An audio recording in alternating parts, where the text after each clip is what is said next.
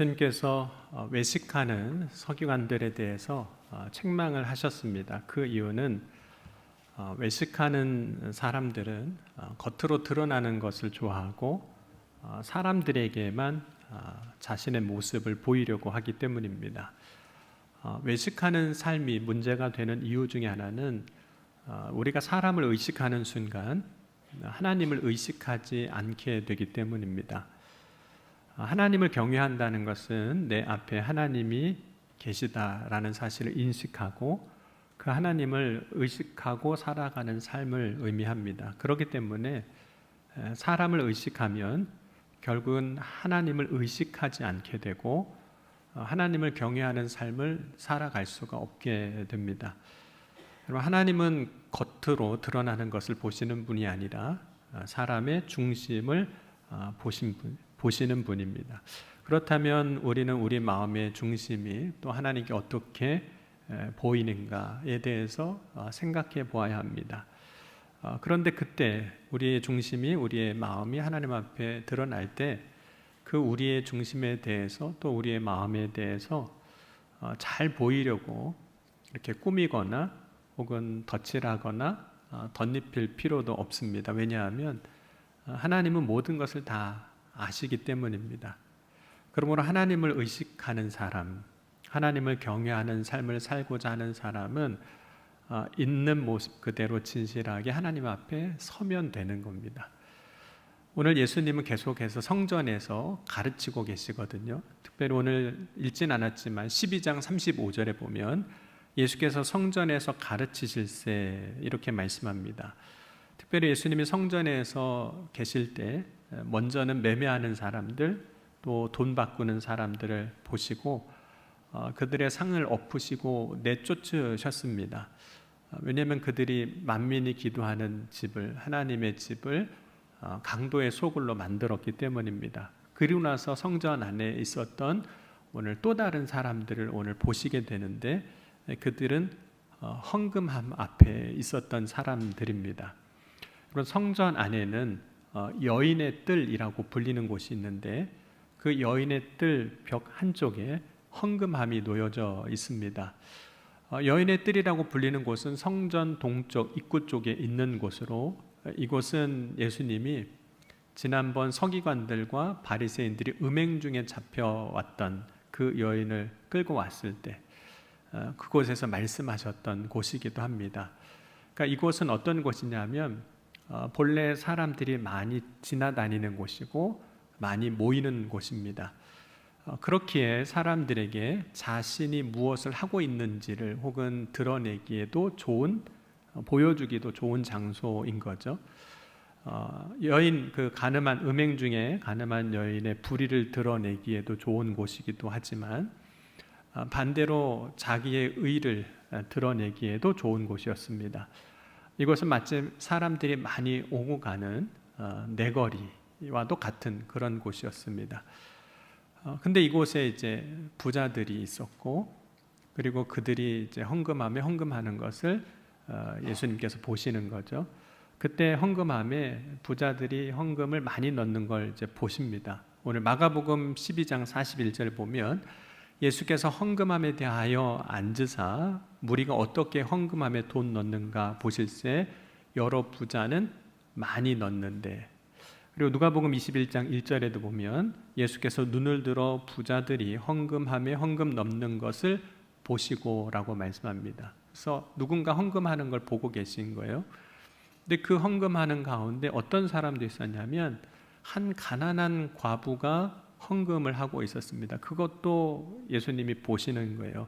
마가복음 12장 42절에 보면 한 가난한 과부는 와서 두 렙돈 곧 한 고드란트를 넣는지라. 또 누가복음 21장 2절에 보면 또 어떤 가난한 과부가 두 렙돈 넣는 것을 보시고, 그래서 예수님이 그 장면들을 보고 계셨습니다. 예수님이 헌금함에 사람들이 헌금을 넣는 것을 보실 때 보시다라고 사용된 동사는 각각 다른 동사가 사용됐는데 다 똑같이 보다라고 번역이 됐습니다. 실제로 그들이 헌금함에 헌금을 넣는 행위를 보셨지만 여기서 예수님이 보신다라고 말씀하신 것은 단순히 헌금함에 헌금을 넣는 행위, 겉으로 드러나는 그 모습을 보신 것만을 의미하지는 않습니다. 왜냐하면 예수님이 본다라고 하실 때 그것은 두 가지를 보는 것을 의미했기 때문입니다. 예수님이 보셨던 것은 먼저는 겉으로 드러나는 모습, 그렇죠? 헌금함에 헌금을 넣는 행위로 드러나는 모습을 보셨습니다. 그런데 그것만 보신 것이 아니라 그 행위를 통해서 드러나는 것이 또 있습니다. 그것은 내용이라고도 할 수 있는데 그 행위를 하고 있는 사람의 마음이 드러나는 거예요. 그러니까 예수님이 보시는 것은 겉으로 드러나는 행위만 보신 것이 아니라 그 행위를 통해 드러나는 그 사람의 마음, 중심도 보시는 거죠. 여러분, 우리는 어떤 사람이 뭔가를 하게 될 때 겉으로 드러나는 그 행동 혹은 행위를 보게 됩니다. 겉으로 드러나는 것을 보는 것이 일반적입니다. 왜냐하면 사람이 어떤 것을 할 때 행위에서 표면적으로 드러나는 것 외에 다른 것을 사실 보기가 쉽지는 않습니다. 우리는 그래서 그냥 겉으로 드러나는 것만 보게 됩니다. 예수님도 사람들이 헌금함에 헌금을 넣을 때 그 돈을 넣는 행위를 보셨습니다. 그런데 이것은 예수님만 보시는 것이 아니라 주변의 다른 사람들도 쉽게 다 그냥 볼 수 있는 거죠. 그런데 부자들이 보여주는 행위에서 드러나는 특별한 한 가지가 있었는데 그것은 헌금함에 넣고 있는 이 사람들이 내가 부자라는 사실을 보여주고 있었다는 겁니다. 그들이 부자라는 것을 보여주는 것은 먼저는 그들이 입고 있었던 옷을 통해서도 드러났습니다. 마치 서기관들이 긴 옷을 입고 다녔던 것처럼 부자들이 입는 옷이 있었는데 자색 옷, 이런 옷입니다. 누가복음 16장 19절에 한 부자가 있어 자색 옷과 고운 베옷을 입고 날마다 호화롭게 즐기더라. 예수님께서 거지 나사로와 부자 이야기를 말씀하실 때 부자가 어떤 옷을 입고 있었는지를 말씀하시는 거죠. 또 탕자가 이제 회개하고 집으로 돌아왔을 때 아버지는 그 아들에게 제일 좋은 옷을 입힙니다. 누가복음 15장 22절에 보면 아버지는 종들에게 이르되 제일 좋은 옷을 내어다가 입히고 손에 가락지를 끼우고 발에 신을 신기라. 그렇기 때문에 부자는 옷만 봐도 그 사람이 부자인 것을 금방 아는 겁니다. 마찬가지로 가난한 사람은 그 당시에 옷만 봐도 가난한 사람인 걸 아는 거죠. 예수님이 부자들이 헌금함에 헌금하는 것을 보셨지만 주변 사람들 역시 그 부자가 헌금함에 헌금하는 걸 보았습니다. 그런 사람들이 주변에서 그 부자들이 헌금하는 것을 보면서 뭘 기대하고 봤을까요? 아마도 헌금을 좀 많이 하지 않을까? 이런 기대를 하고 봤을 겁니다. 얼마나 많은 헌금을 할까 궁금하지 않았겠습니까? 그리고 실제로 그 자리에 있었던 많은 부자들이 헌금을 많이 했습니다. 그런데 부자들이 헌금을 많이 했다는 것을 어떻게 알 수 있었을까요? 이 당시에 사용되던 화폐가 오늘 말씀에 보면 렙돈이라고 되어 있습니다. 그리고 마가복음 12장의 15절에 보면 그 당시에 사용되는 화폐 단위로 등장하는 것이 이제 데나리온입니다. 물론 이 시대에는 이 렙돈이나 데나리온 외에도 다른 화폐들이 이제 사용이 되고 있었습니다. 특별히 성전에서만 사용되는 화폐도 있었는데 성전에서만 사용되는 화폐를 성전 세겔이라고 부르기도 하고 혹은 성소 세겔이라고도 부르기도 했습니다. 그런데 이때 사용되는 그 화폐가 뭐 렙돈이든 데나리온이든 세겔이든 가지고 있었던 공통점이 하나 있었는데 그것은 다 동전이라는 겁니다. 동전은 금속으로 만들어진 화폐입니다. 여러분, 동전으로 만들어진 화폐를 헌금함에 넣을 때 사람들은 무엇을 볼 수 있었을까요? 그것은 헌금함에 헌금을 넣는 사람들이 얼마나 많은 것으로 넣는가 하는 것을 볼 수 있습니다. 물론 이제 돈을 들고 있는 그 손의 모양으로도 볼 수도 있겠고 혹은 그 돈을 담아놓았던 뭐 주머니나 바구니나 그런 걸 통해서도 볼 수 있겠지만 동전을 헌금함에 넣을 때 헌금함에 동전이 떨어지는 소리를 듣고 헌금하는 사람이 얼마나 많은 것으로 헌금함에 넣는지를 본다는 겁니다. 물론 어떤 사람이 헌금함에 넣을 때 그 동전의 정확한 개수가 얼마인지를 안다는 것, 그 금액을 정확하게 계산한다는 것은 어려울 수는 있습니다. 그런데 그것이 얼마나 많은 양인가에 대해서는 짐작할 수가 있는 거죠. 그 이유는 헌금함에 동전을 넣을 때 동전 떨어지는 소리는 어떤 소리일까요? 많은 소리, 그렇죠? 뭐 두두두두둑 떨어지든지. 여러분 혹시 은행에 가셔서 이렇게 동전을 이렇게 바꾸거나 동전을 이렇게 입금하려고 할 때 그 동전을 세는 기계가 있거든요. 동전 세면 어떨까요?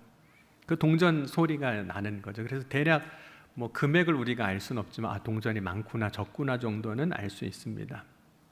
그렇다면 이 헌금함에 동전을 많이 넣는 사람, 오늘 이제 여러 부자들이라고 했는데 어떻게 동전을 넣고 있었을까요? 헌금함에. 서기관들이 긴 옷을 입고 다녔던 것처럼, 나를 좀 봐달라고 그렇게 했던 것처럼 자신이 얼마나 많은 헌금을 하는지 그 헌금함을 주목하고 있었던, 자신을 주목하고 있었던 많은 사람들에게 알리고 싶었던 거예요. 그래서 최대한 헌금함에 동전이 떨어지는 소리가 어떻게 할까요? 잘 들리게, 내가 얼마나 많이 하는지 한번 들어보라고 잘 들리게 할 겁니다. 헌금함에 헌금은 하고 있지만 이 사람들에게 있어서 중요한 것은 사람들에게 자신이 얼마나 많은 헌금을 하는가를 알리는 거예요. 누구를 의식하고 있는 걸까요? 사람들을 의식하고 있는 거예요. 하나님을 의식하는 게 아니라 그 주변에 내가 하는 것을 보고 있는, 듣고 있는, 귀 기울이고 있는 그 사람들을 의식하는 겁니다. 그걸 알리고 싶은 거예요. 반대로 한 가난한 과부가 헌금함에 똑같이 섰습니다. 그런데 이 과부는 2렙돈밖에 없습니다. 이 2렙돈이라고 할 때 이 렙돈이라는 이 말의 의미 자체가 작은이라는 의미를 갖고 있습니다. 그런데 이 동전은 구리 동전인데 성경에 이 렙돈이 이렇게 번역이 되기도 했어요. 한 푼 이렇게 번역이 됩니다. 그럼 구걸하는 사람들이 이제 구걸할 때 어떻게 구걸하는지 혹시 아세요? 네, 한 푼 줍시오 그러잖아요. 그러니까 작은 걸 요구하는 거예요. 뭐 큰 거 달라는 게 아니라 한 푼 작은 거 달라는 거거든요. 그래서 성경에도 이 2렙돈에서 렙돈이 한 푼으로 이제 번역이 되기도 합니다. 근데 이 2렙돈은 그 당시에 다른 화폐로 이제 계산을 하면 한 고드란트에 해당하는데 이 고드란트라는 단어도 로마 동전입니다. 로마가 통치하던 시대이기 때문에. 그런데 로마 시대에 사용하는 동전 중에 가장 작은 단위의 동전입니다. 여러분 우리 시대 지금 사용하고 있는 동전 중에 가장 작은 동전은 뭐가 있을까요? 네, 혹시 1원짜리 최근에 보신 적 있으신가요? 별로 없지만 1원짜리가 있긴 있거든요. 뭐 그거와 비교할 수는 없겠지만 작은 동전입니다. 근데 이 렙돈이 작은이라는 의미를 갖게 된 이유 중에 하나는 이 렙돈의 그람 수가 1.7g 정도 된다고 합니다. 그러면 금 한 돈이 3.75g 정도 되니까 이 렙돈은 반돈도 조금 안 되는 그 그람 수를 가지고 있는 거죠. 근데 이 렙돈의 가치가 어느 정도냐면 8분의 1 아사리온 혹은 2분의 1 고드란트 해당합니다. 이 돈으로, 이 돈의 가치로 할 수 있는 게 사실 많지 않았습니다. 당시에 예수님께서 이런 말씀도 하셨거든요. 참새 5마리가 2 아사리온에 팔리거나 참새 2마리가 1 아사리온에 팔린다라고 말씀합니다. 그렇기 때문에 한 과부가 헌금함에 놓은 돈을 이 아사리온으로 계산하면 4분의 1 아사리온이 되는 거예요. 그러면 참새를 얼만큼 살 수 있는 돈이냐면 반마리 사는 겁니다. 한 마리도 못 사요. 참새, 그 작은 새 반마리밖에 못 사는 거죠. 그러니까 이 과부가 가난한 과부라고 한 말이 맞는 겁니다. 가지고 있는 전부가 참새 한 마리도 못 사는 돈을 갖고 있는 거죠. 그럼 가난한 과부가 앞에서 부자들이 헌금함에 넣는 것도 이 사람도 봤을 텐데 이제 자기 차례가 됐어요. 가난한 과부가 헌금함에 이제 2렙돈을 아주 작은 것을 넣어야 되는데 넣을 때 어떤 모습이었을까요? 여러 부자들이 헌금함에 넣을 때는 아마 좀 당당한 모습으로 사람들에게 좀 내가 하는 걸 보여주고 싶은 그런 모습으로 넣었다면 이 가난한 과부가 헌금함에 넣는 모습은 그 부자와 매우 대조적일 겁니다. 부자들이 헌금함에 넣을 때 사람들이 자신의 행위를 보기를 원했을 겁니다. 그런데 가난한 과부는 자신이 헌금함에 헌금 넣는 그 행위를 사람들이 보기를 원하지는 않았을 거예요. 왜냐하면 자신이 헌금함에 넣는 헌금이 너무 작으니까 부끄럽게 여겨지기도 하고, 그래서 그냥 살짝 어떻게 좀 해보고 싶은 그런 마음이었을 겁니다. 그러면 과부는 이 두 랩돈을 헌금함에 넣을 때 어떻게 넣었을까요? 아마도 동전 떨어지는 소리가 나지 않게 하려고 했을 겁니다. 부자들은 그 소리가 잘 들리게 했을 거예요. 내가 많이 하니까. 그런데 동전 소리가 나지 않는 것도 어떻게 보면 헌금을 많이 하지 않는다는 것을 보여주는 것이 될 겁니다. 그러니 어떻게 해도 과부의 헌금은 사실은 드러납니다. 그런데 많은 것으로 헌금하는 사람들의 그 헌금의 동전 소리에서 많다라는 것을 알게 하는 것처럼, 그러나 그것이 정확히 얼마인지는 알 수는 없지만 과부가 헌금함에 넣는 두 랩돈은 정확하게 얼마를 하는지를 알게 합니다. 왜냐하면 소리가 난다면 몇 번 날까요? 2번 나는 겁니다. 많은 거는 셀 수가 없습니다. 그런데 2번 나는 거는 명확하게 셀 수가 있는 거죠. 2번 동전 서리가 떨어지는 소리가 나는 겁니다. 동전이 헌금함에 떨어지는 그 2번의 소리는 냅돈 자체가 가벼운 동전이니까 1.7g 밖에 안 되는 동전이니까 작은 소리라 할지라도 그 소리는 너무나도 명확하게 들리는 소리예요. 소리가 작아요. 그런데 작아도 짤랑짤랑 2번 나는 소리가 명확하게 들리는 겁니다. 여러분, 사람들은 겉으로 드러나는 행위를 봅니다. 그런데 예수님은 헌금함에 넣는 사람들이 보여주는, 그래서 겉으로 드러나는 행위를 보지 아니하시고 그 행위를 통해서 드러나는 그 내용을 보시는 거예요. 예수님이 보시는 것이 무엇일까? 오늘 41절을 한번 같이 읽겠습니다. 예수께서 헌금함을 대하여 앉으사 무리가 어떻게 헌금함을,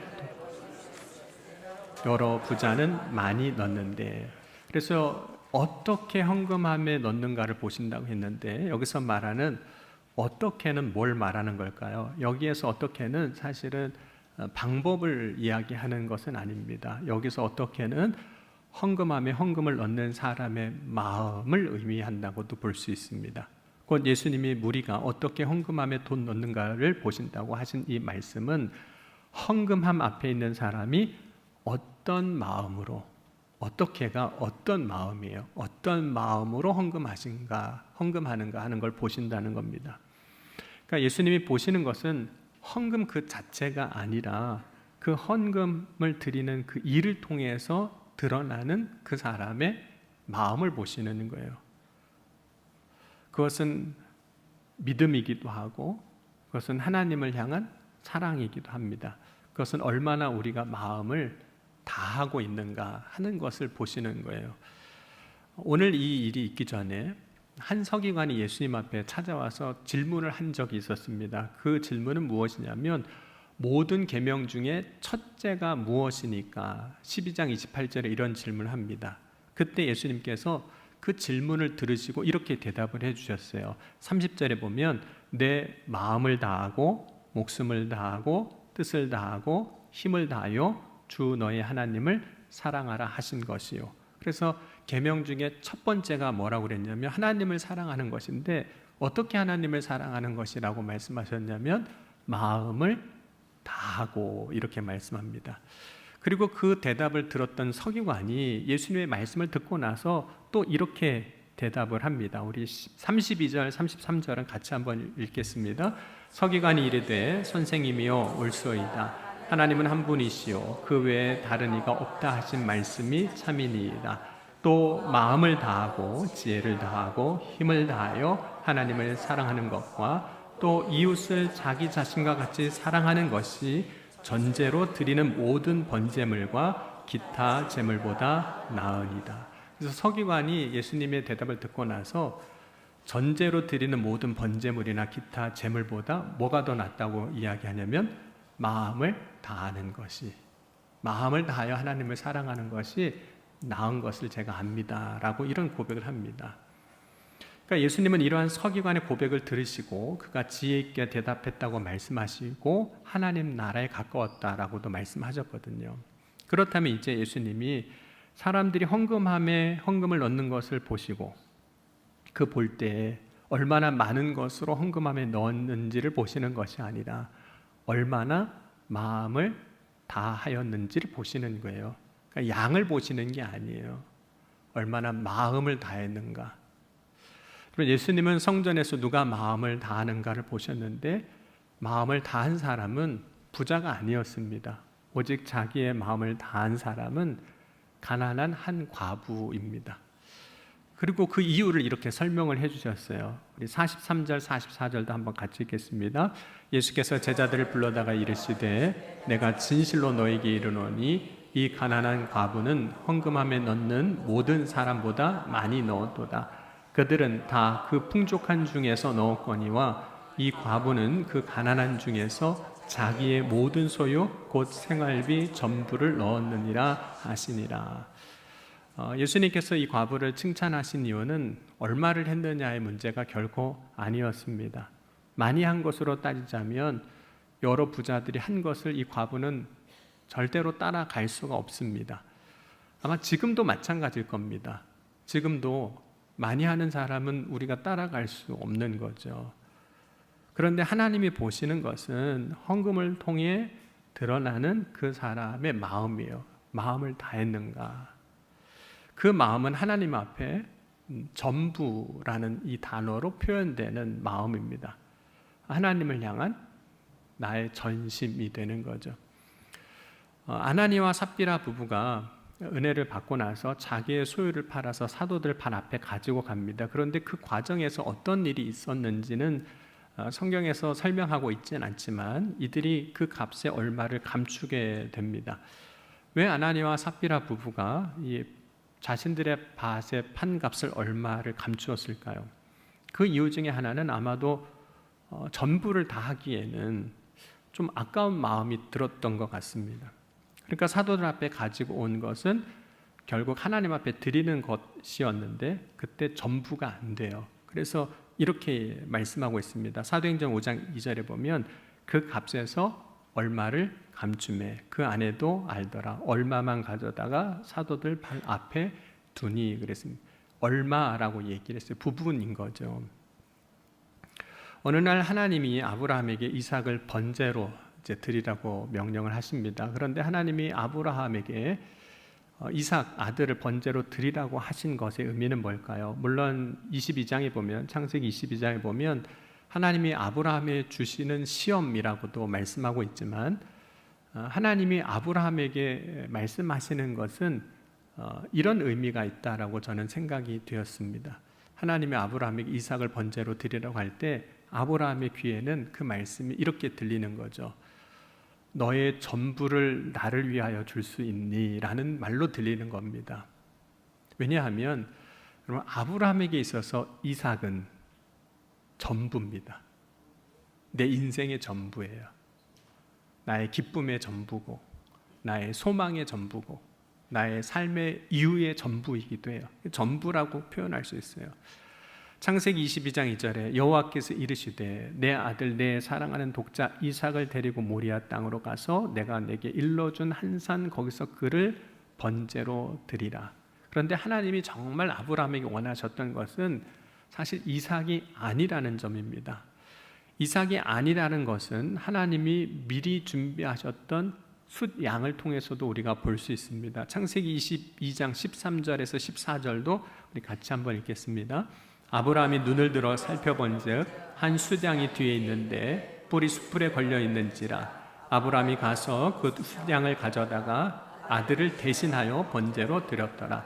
아브라함이 그 땅의 이름을 여호와 이레라 하였으니 오늘날까지 사람들이 여호와의 산에서 준비되리라 하더라. 만약 하나님이 정말 진실로 이삭 드리는 걸 아브라함이 드리는 걸 원했다면 이삭을 원하시는 것이라면 이삭이 번제단 위에 있고 아브라함이 그 이삭을 드리려고 칼을 들었을 때 말리지 않으셨을 겁니다. 그대로 받으셨을 거예요. 하지만 하나님이 이미 여호와의 산에 숫 양이 준비되게 하셨고 그 이삭을 번제 드리는 걸 멈추게 하셨거든요. 그러니까 하나님의 아브라함이 원하신 것은 이삭이 아닙니다. 이삭이 아니라 하나님을 향한 아브라함의 마음인 거예요. 전부도 드릴 수 있는 아브라함의 마음입니다.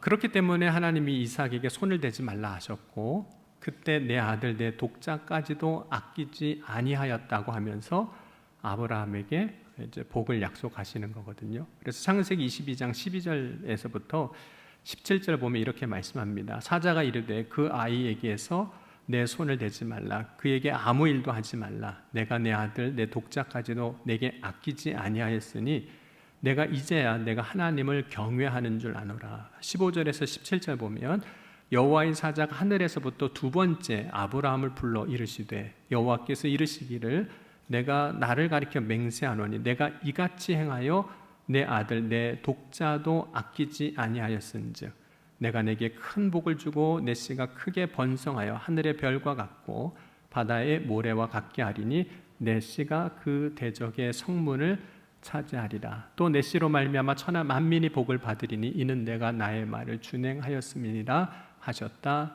하니라. 아브라함에게 하나님이 보신 것은 뭐냐면 아끼지 않는 거거든요. 아끼지 않는 거. 하나님을 향한 마음이에요. 이제 가정의 달 설교하면서 늘 하는 질문이기도 한데, 그럼 혹시 아내 되시는 분이 남편에게 선물할 때 아까우세요? 안 아까우세요? 네, 남편이 아내한테 선물할 때 아까우세요? 안 아까우세요? 내가 이 돈을 이렇게 써야 되나? 뭐 이런 생각이 드세요. 아끼는 마음이에요. 아끼는 마음. 그럼 아브라함이 이삭을 번제로 드리는 사건을 통해서 하나님이 보신 건 두 가지인데, 첫 번째는 아브라함이 하나님을 정말 경외하는구나, 경외하는 믿음입니다. 두 번째는 하나님을 향해서 아끼지 않는 마음입니다. 그런데 아끼지 않고 하나님께 드리는 그 마음이 사실 사랑인 거거든요. 왜냐하면 하나님도 우리를 위하여 아끼지 아니하시고 자기 아들을 내어주셨기 때문입니다. 하나님의 독생자 아들을 아끼지 않고 내어주신 것이 우리를 위한 사랑이에요. 마음인 겁니다. 로마서 8장 31절 32절 보면 그런즉 이 일에 대하여 우리가 무슨 말하리요? 만일 하나님이 우리를 위하시면 누가 우리를 대적하리요? 자기의 아들을 아끼지 아니하시고 우리 모든 사람을 위하여 내어주시니가 어찌 그 아들과 함께 모든 것을 우리에게 주시지 아니하겠느냐. 하나님이 원하시는 것은 전부라고 표현되는 그것을 통해서 드러나는 우리의 마음입니다. 예수님이 원하시는 것은 얼마나 많은 양을 하나님께 드렸는가 하는 것이 아니었습니다. 예수님은 그보다 재물을 통해서 드러나는 마음을 원하시는 거죠. 그리고 전부라는 어떤 걸까요? 전부란 그냥 말 그대로 하면 모든 것이지만 그것은 단순히 모든 것을 의미하는 것은 아닙니다. 전부란 그 이상의 의미가 있습니다. 그럼 부자가 헌금함에 헌금을 넣을 때 풍족한 중에 넣었다고 말하고 있습니다. 그런데 과부는 가난한 중에 모든 소유 곧 생활비 전부를 넣었다고 했습니다. 그럼 부자는 헌금을 하고도 충분히 살아갈 수 있는 재물이 남아 있었습니다. 그런데 과부는 비록 2렙돈의 작은 것이지만 이제 그것이 없으면 당장 내일을 살아갈 수 없었습니다. 과부에게 전부란 단순히 내가 가진 재산의 전부가 아니라 그것은 그때부터 생명 그 자체를 의미했습니다. 나의 삶인 거죠. 과부가 가지고 있었던 것이 살아갈 때 나의 생명을 유지시켜주는 유일한 것이었습니다. 전부의 의미는 생명이라고도 사실 볼 수 있습니다. 그렇기 때문에 전부를 이렇게 해석할 수도 있습니다. 사도 바울은 믿음의 삶에 대해서 이제는 내가 사는 것이 아니라 내 안에 그리스도께서 사시는 것이라 라고 고백하면서 바울은 이제는 내가 죽고 예수로 산다 라고 갈라디아서 2장 20절에 고백하고 있거든요. 여러분, 우리에게 있어서 전부란 뭘까요? 단순히 소유의 모든 것을 의미하지 않을 겁니다. 사실 소유는 저와 여러분의 삶에서 일정 부분을 차지하고 있을 뿐입니다. 우리가 전부라고 말하는 것에 한 부분을 차지하고 있는 것은 맞습니다. 다만 때로는 소유가 많은 부분을, 우리의 인생에 있어서 많은 부분을 차지하고 있는 것처럼 보이지만 실제로 소유가 우리의 삶의 많은 부분 혹은 전부는 아니라는 겁니다. 그냥 일부분일 뿐인 거예요. 그렇기 때문에 전부란 사실은 나의 삶 전체를 사실 말하는 거죠. 재물이 아닙니다. 나의 삶 전체를 얘기하는 겁니다. 그런데 하나님은 나의 삶의 전부를 드릴 때 그 전부를 받기를 원하시지 않으셨습니다.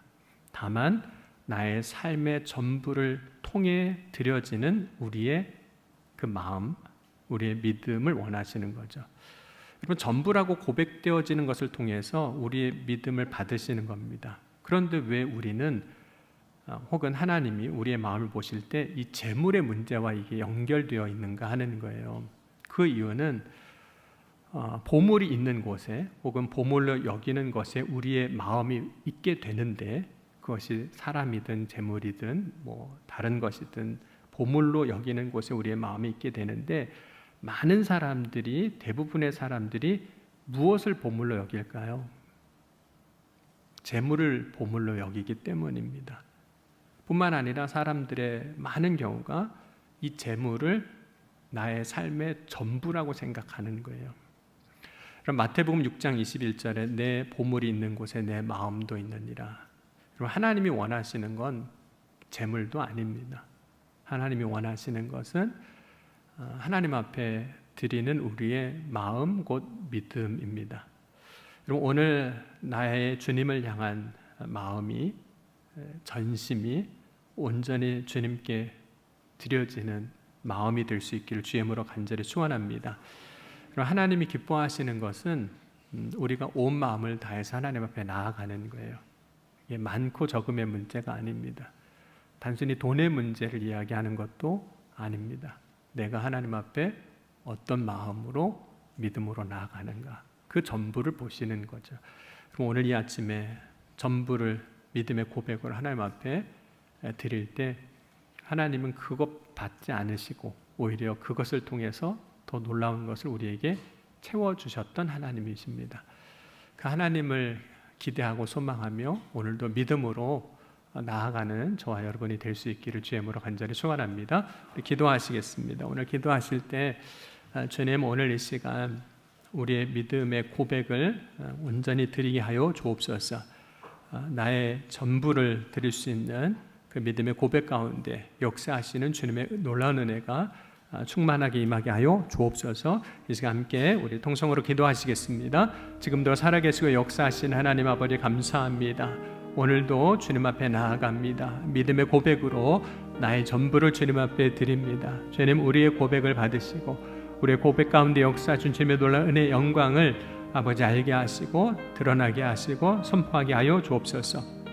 오늘도 주님 앞에 나아갈 때 한 사람도 외면하지 마시고 주님께서 붙잡아 주시고 인도하여 주시고 이끌어 주시옵소서. 주의 행하심이, 주의 능력이 오늘 주님 앞에 예배하는 모든 사람들에게 선포되게 하시고 그 선포된 말씀이, 복음이 참된 믿음이, 기쁨이 되게 하여 주옵소서. 오늘도 주님께서 역사하여 주실 줄 믿습니다. 주의 사랑 안에, 주의 은혜 가운데 온전히 거하는 주의 자녀들이 다 되게 하여 주옵소서. 주님 한 사람 한 사람 기억하시고 응답하여 주옵소서.